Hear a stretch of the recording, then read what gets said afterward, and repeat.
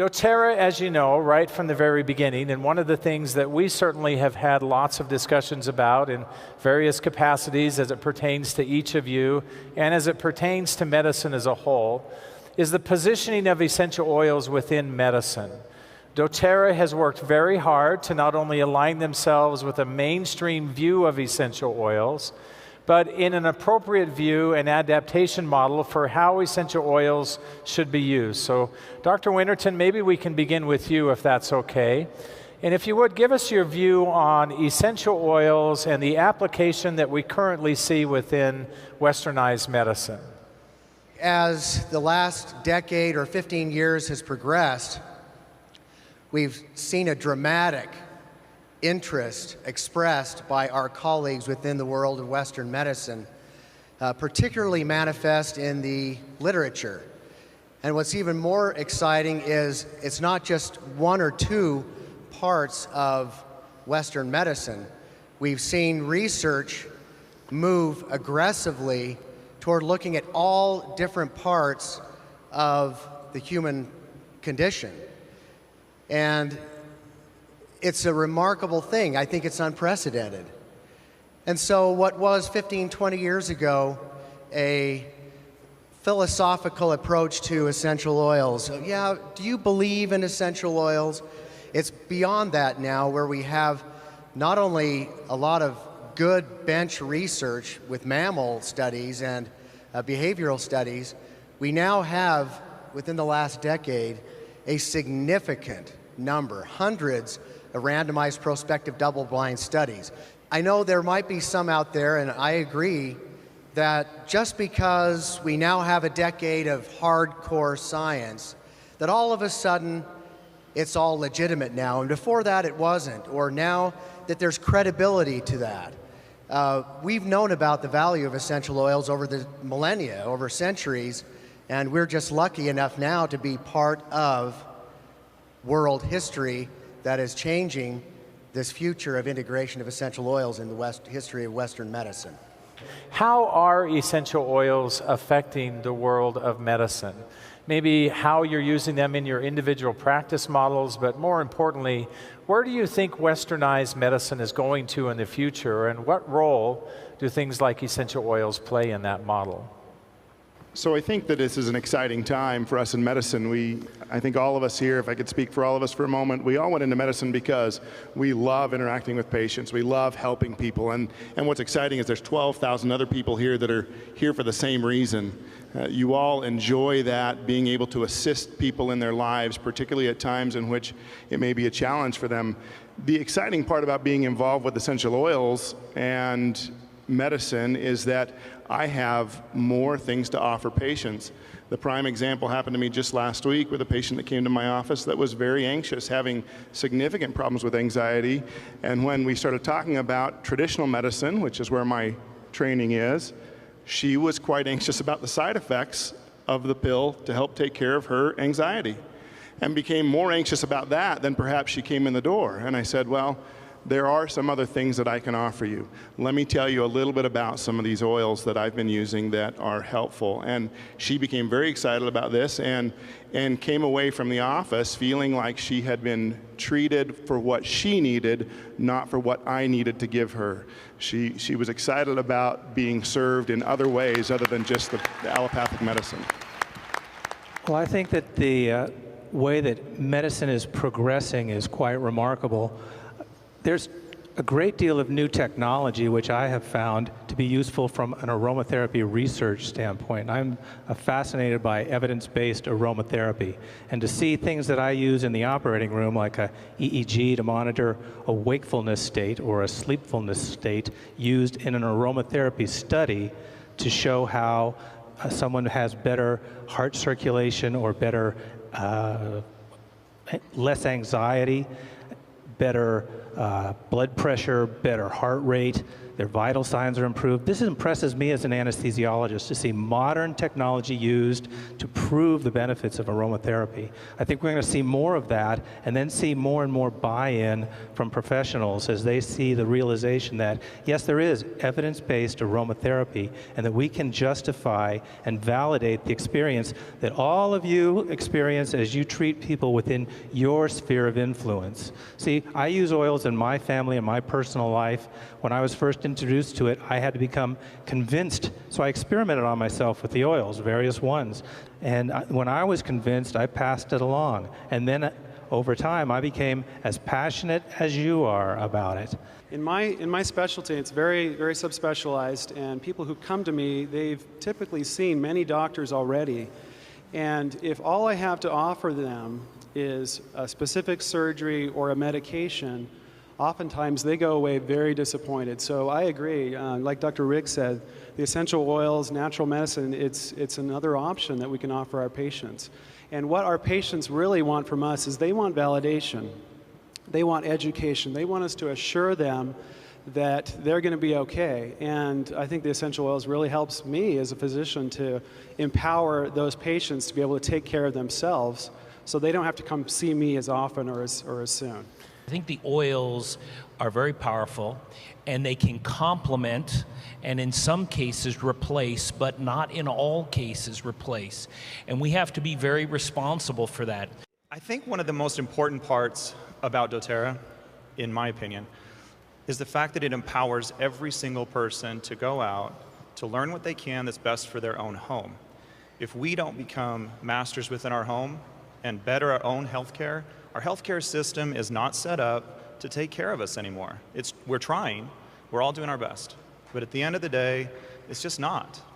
And so if we don't step up to the plate and become more powerful within our own homes, we're going to fail. And so... Thank you. You're not unlike any of us in that we're using the essential oils because we find value and we find opportunities to do things differently for ourselves. In your own home, where do you draw that line? Where is that boundary? That's an excellent question. So there's two parts to that, I believe. Number one, if we take out the practice model and we try not to be hypocritical in what we say to our family members versus our patients, that's a very important line. If we look at a patient and say, well, I would suggest you try the following, and it has nothing to do with some of the alternative-based models that we're discussing here, then I think we've completely lied to ourselves and to our patients. We need to follow the same protocol I would at my house, which is if my son comes to see me, I've given him an opportunity to choose for himself a simple solution of a doTERRA-based application. I should offer the same thing within my practice, which we do. I think it comes down to our integrity of what we're trying to tell our patients, our family members.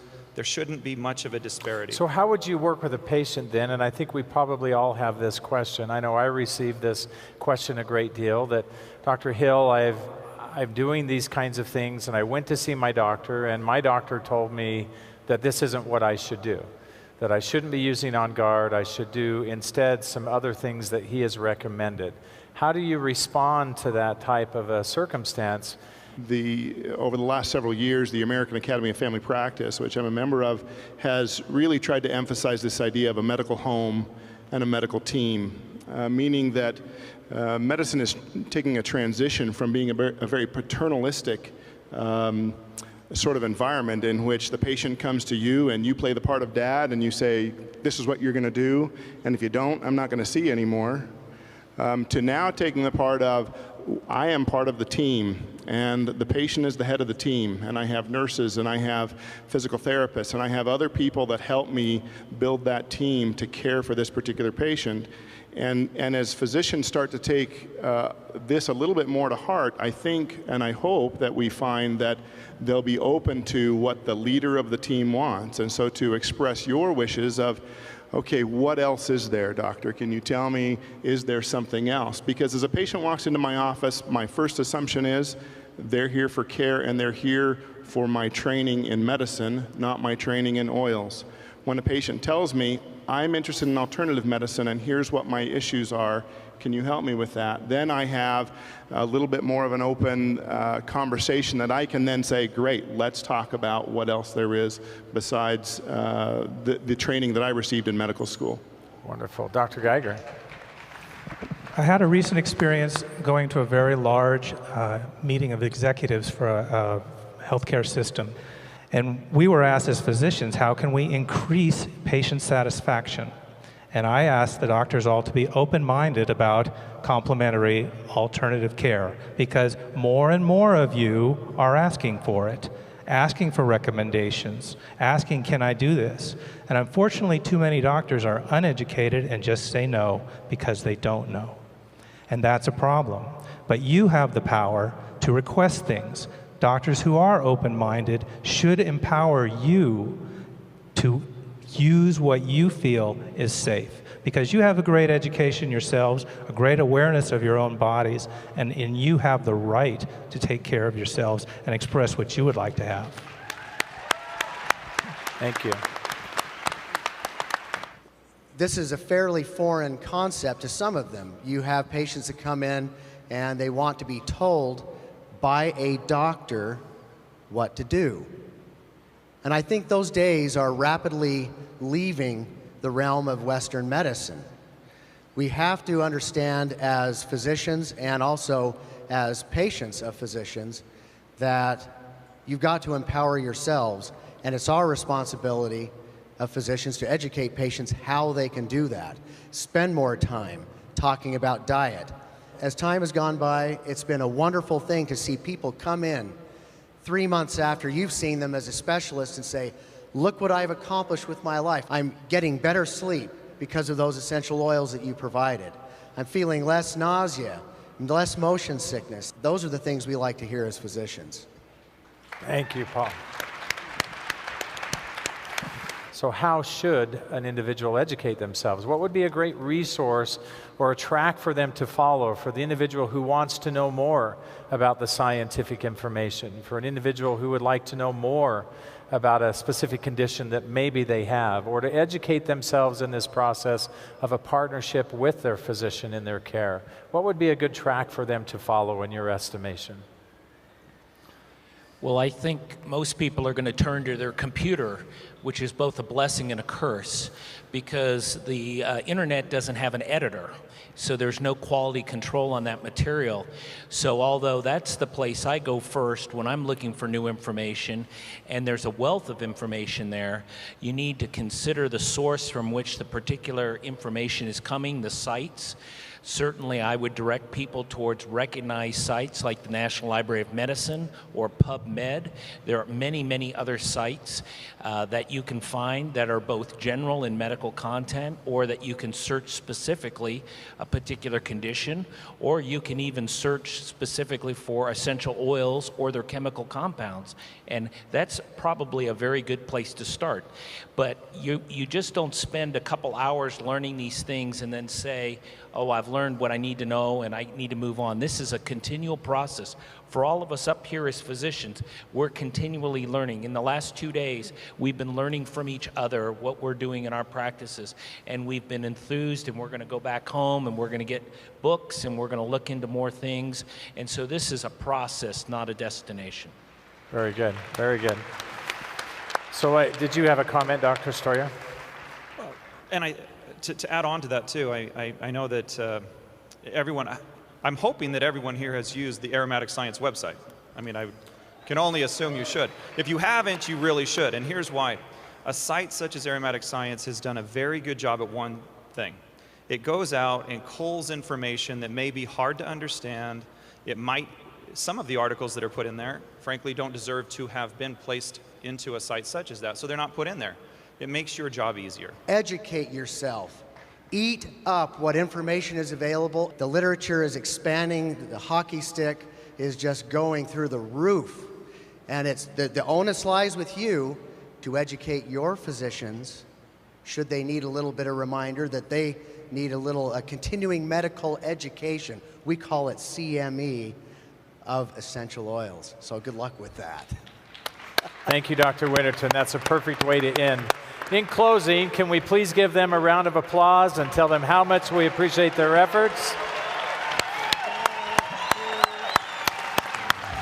I would also like to suggest that they are not alone. We have several physicians who are here in the audience, and we would like to recognize them and their efforts as well.